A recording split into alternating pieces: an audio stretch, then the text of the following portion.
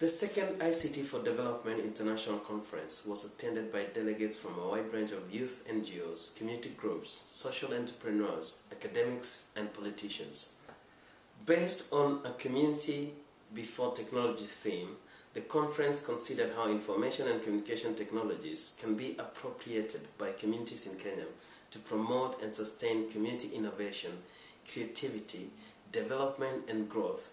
This video provides Kenyan youth from different tribal and cultural backgrounds a platform from which they can make their voice heard about atrocities they witnessed and in some cases participated in.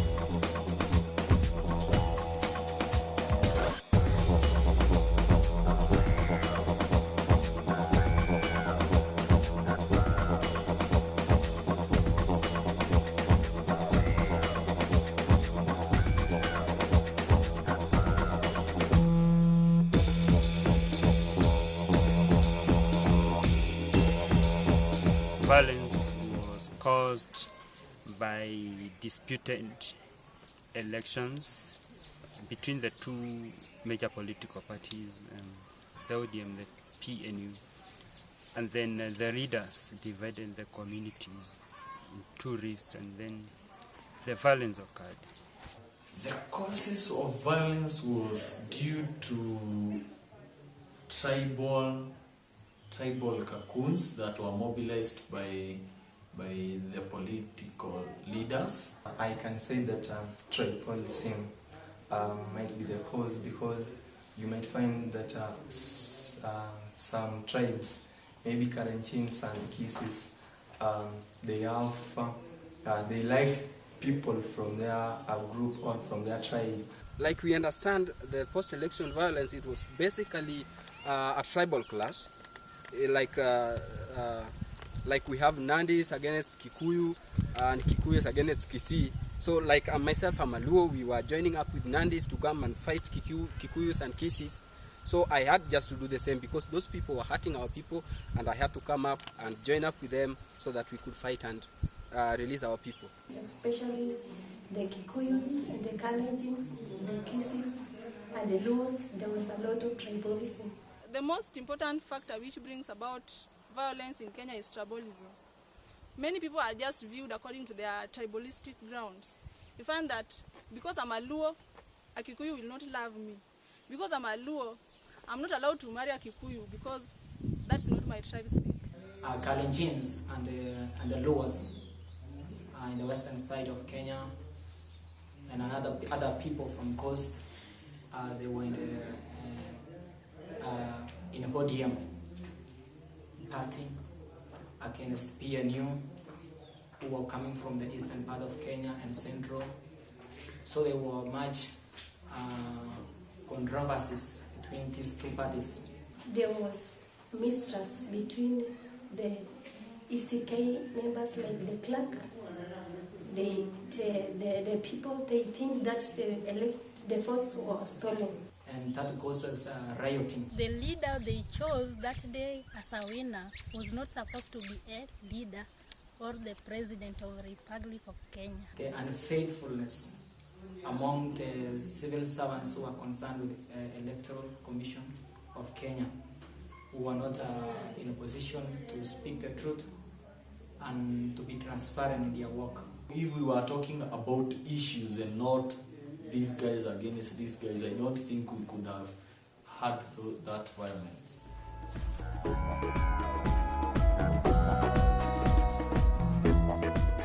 It was a very sad moment personally, and as a country, it was a sad moment. It was the collective conscience of a nation. Many people were really affected, especially the grassroots level people. The violence was affecting the common guys and not the guys on top. Their families were not in Kenya, and therefore I can say that those small families, that is poor families, were more affected than the rich families. It affected me in so many ways. One, it interfered with my businesses. Some of my goods were burnt, and some of my relatives were killed. It left me poor. Here I come from the Luo, but those people who are living in Naivasha, we saw them on the screen, the way they were being treated. Some of them were being cut with pangas, while with us, we were living with the Kikuyu here, we were not treating them bad. So we decided to revenge. That's why we decided also to cut them the way they used to treat those people who are living in Naivasha there. Some were using arrows, so the people were were frightened.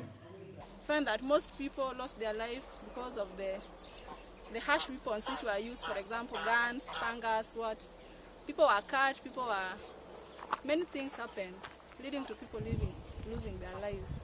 Many of my goods, were burnt during the post-election violence. My father-in-law was killed. There was no food supply. Transportation was a problem. Communication was a problem. We could not even get airtime. It's like we were under curfew. There was that shoot-to-kill order, so made us to be scared. We were displaced. I myself, I was displaced from where I lived. I lived among the Kikuyu, so I was displaced. I had to live in a tent. So I was so much affected, I even lost my job. Some of the effects of violence I know so far is it leads to hatred, because after you have fought with someone, I think enmity can grow.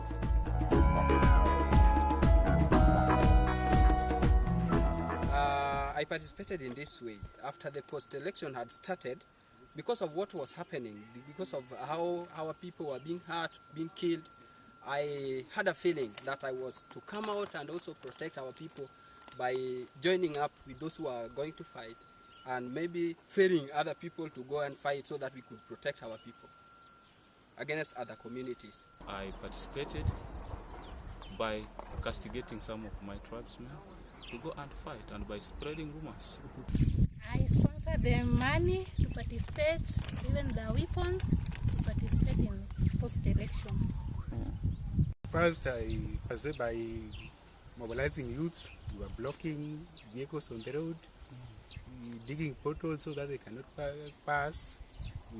Because we were against Kisii and the Kikuyus, we decided to attack them and steal their things. I was witnessing how people were, killing each other. Then I felt like I could not even join the violence.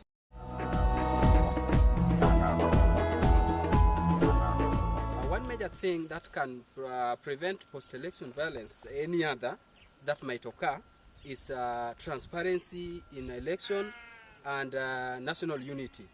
Where I mean, when people are maybe electing their leaders, they are supposed to be left free and do their fair election so that everything is brought to the light.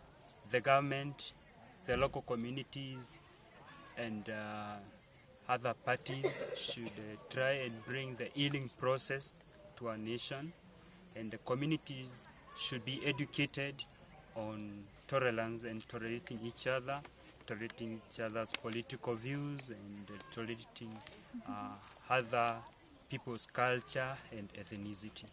And then we won't see the repeat of the same in the coming elections. And I think the first thing that we should do is address some of those issues. For example, unemployment for the youth. That is one big issue that is affecting any youth in Kenya, be it a Kikuyu, be it a Kisi, be it a Kalenjin, be it a Luo.